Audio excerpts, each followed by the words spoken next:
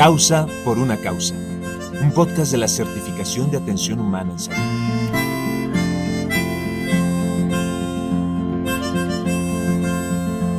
Ser humano con los pacientes y sus familias es la nueva frontera.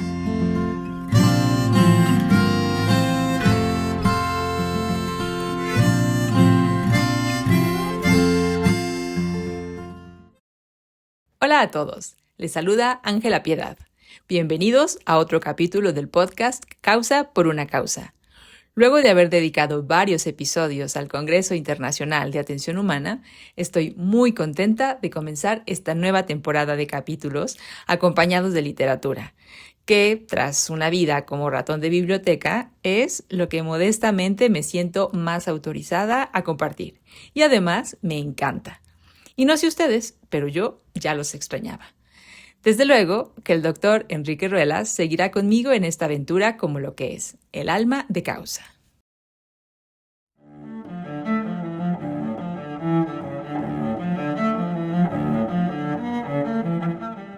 Los ojos de mi madre eran el deseo de una ciega cumplidos por el sol.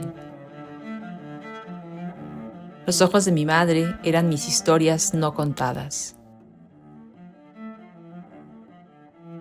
Los ojos de mi madre eran las ventanas de un submarino de esmeralda. Los ojos de mi madre eran cicatrices en el rostro del verano.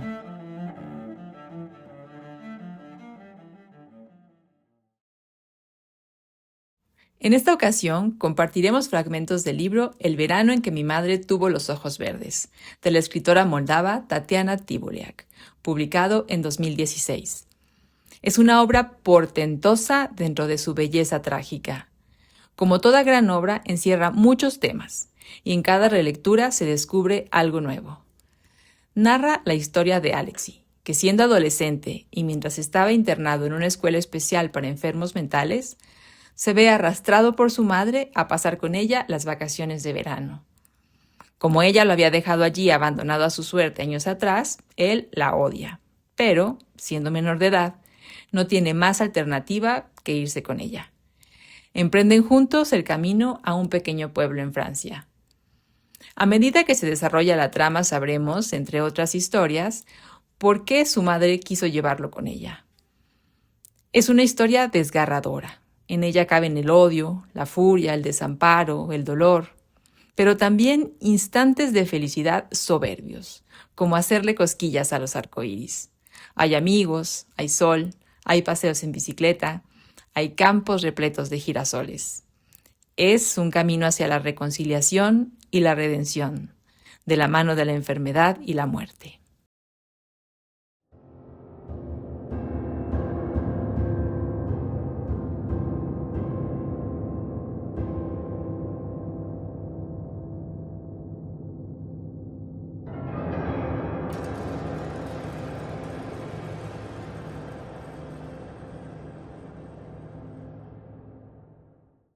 Mi madre me llevó al campo de girasoles para anunciarme que se estaba muriendo. Tengo cáncer, Alexei, un cáncer maligno y rabioso, me dijo, y el día empezó a coagularse en ese mismo segundo. Su sonrisa de tallos rotos, el verde escurrido de sus ojos, su blanco de nimbo herido.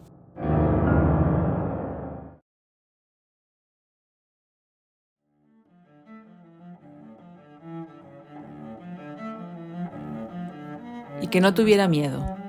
En cierto modo, todo tenía sentido. La enfermedad, las prisas y su cáncer rabioso. No habría podido tener un cáncer benigno ni aunque lo hubiera deseado, porque a lo largo de toda su vida eligió siempre el mal. Pero tampoco para vivir encontraba ya un porqué ni un cómo, pues estaba agotada por la falta de amor. Por fin tengo algo mío, Alexei, algo que me quiere solo a mí, y que no tuviera miedo. En otras palabras, siguió ella, incluso aunque en aquellos momentos hubiera estado postrada en la cama de un hospital, su cáncer maligno la habría devorado hasta las últimas migajas. Habría sorbido hasta su último hueso, solo que más despacio. Y ella quería un verano, un último verano para vivirlo también ella como un cáncer rabioso. Un verano para morir viviendo hasta el final.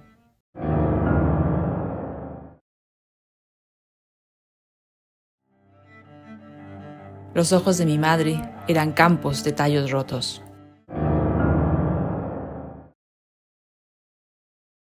A lo largo de la novela encontramos salpicadas estas frases sobre los ojos de su madre, que equivalen a un capítulo completo y que dentro de su lirismo son tan elocuentes como 1000 páginas.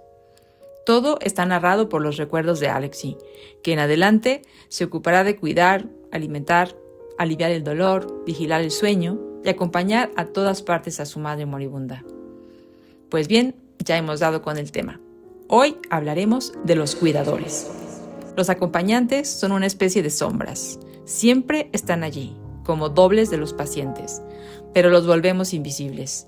Son quienes, por diversas razones, en ausencia de médicos y enfermeras, ya en los hospitales o en sus casas, cuidan, se desvelan, se sacrifican, se agotan, se aíslan. Muchas veces se consumen cuidando a quien está enfermo. Y no obstante, la mayoría de las veces no reciben ayuda ni reconocimiento, y peor aún, ni siquiera un buen trato.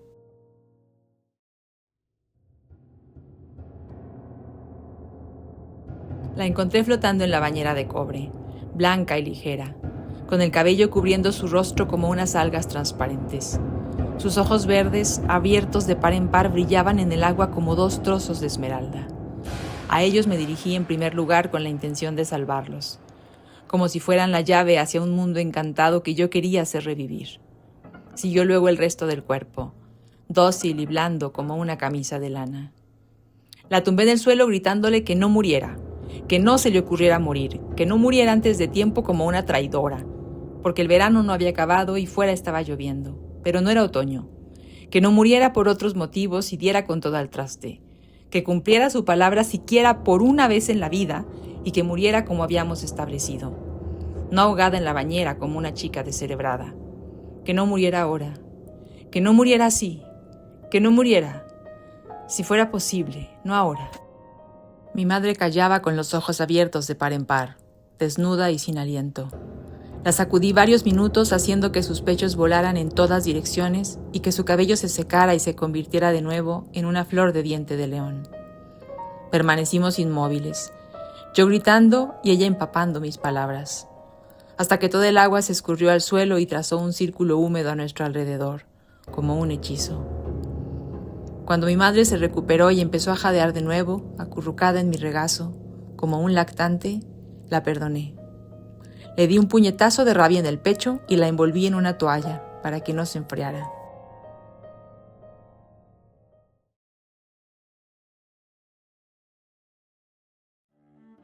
Al tercer día, mi madre se sentía un poco mejor y pidió calabaza. Me llevó varios minutos entender qué intentaba decirme. Al principio creí simplemente que estaba delirando. Cocí la calabaza en una cazuela enorme, sin trocearla, y le di con una cucharita el centro blando y naranja. Se comió un vaso entero mientras yo la animaba como a un niño. ¡Qué bien que se lo come todo! Nunca habría pensado que llegaría a dar de comer a mi madre con una cucharita o hacer otras cosas que había empezado a hacer esos días. Tal vez, si hubiéramos nacido al revés, yo la madre y ella el hijo, todo habría sido mejor. Le dije que tenía miedo, que si se moría ahora, yo no sabría qué hacer y que su plan no había funcionado. Alexi, yo ya estoy muerta y tú empieza a olvidar, me respondió.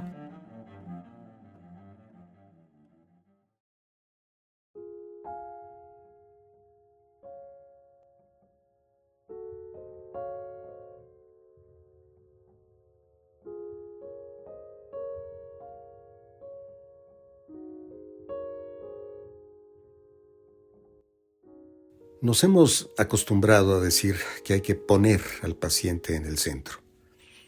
Yo siempre me rebelo con el verbo poner y siempre digo que solamente se ponen objetos donde uno quiera, no personas.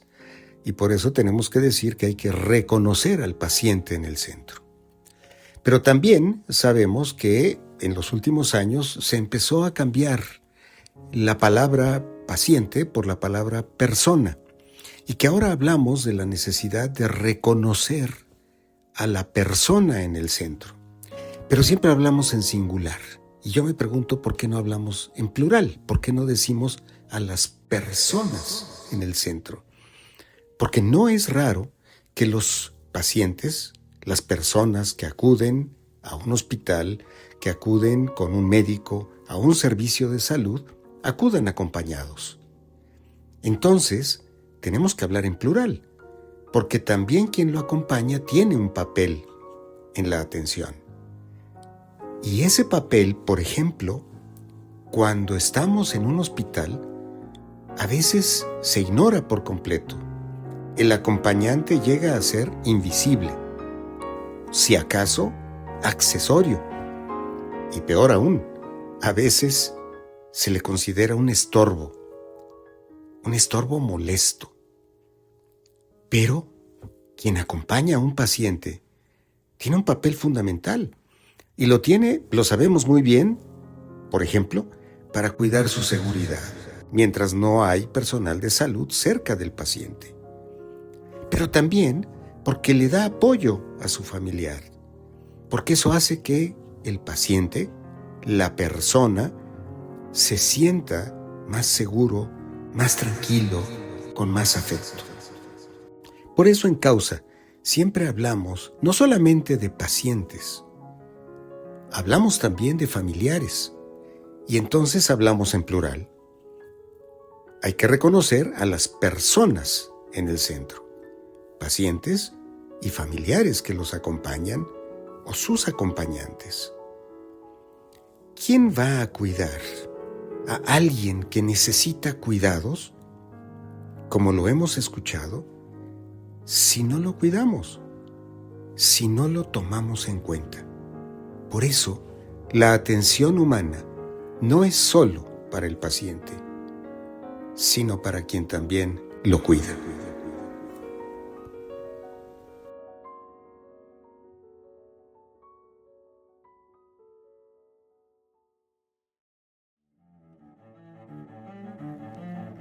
Era evidente que el sol no le sentaba bien, pero dejé que siguiera desvariando sobre el universo y las nutrias.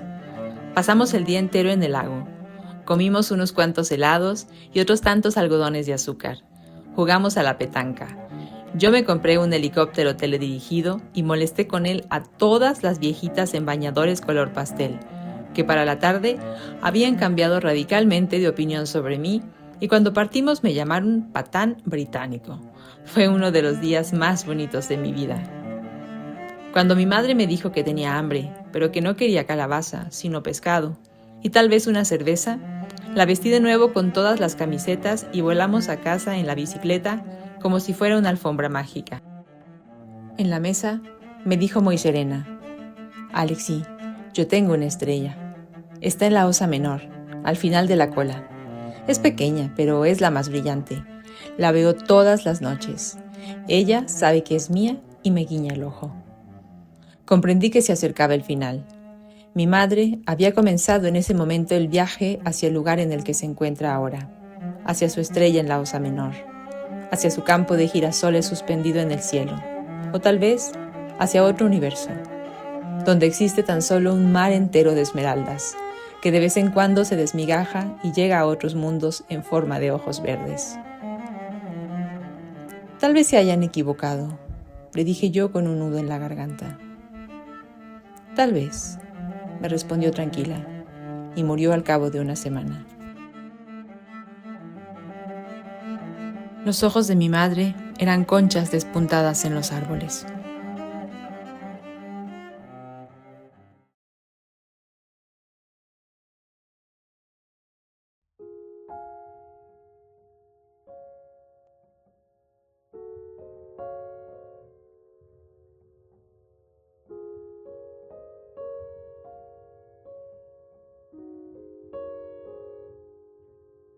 El espectro de Causa es tan amplio que, como hemos visto, incluye no solo al personal de salud y los pacientes, también a sus familiares o aquellos que los acompañan y los cuidan. Causa se ha conformado con tanto cuidado y experiencia que no pierde de vista ni un detalle. Ya lo hemos escuchado en voz del Dr. Enrique Ruelas, creador del concepto de atención humana y líder de Causa. La atención humana debe ser total. Causa es congruente. Causa es como las alas de un ángel gigantesco bajo cuyo cobijo cabemos todos. Hasta aquí este episodio. Espero que lo hayan seguido hasta el final y que lo compartan o lo escuchen muchas veces. Para este capítulo, seleccioné música de Sofía Gabaidulina y de Claude Debussy. Se despide Ángela Piedad. Hasta muy pronto.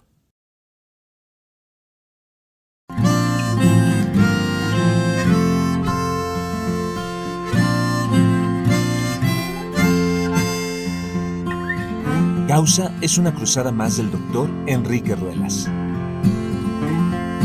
Acabas de escuchar Causa por una causa. Idea original y guiones, Ángela Piedad. Voces, Ángela Piedad, Enrique Ruelas y Tadzio Neumann. Música original, Benjamín González. Interpretan Benjamín González guitarra y León González armónica.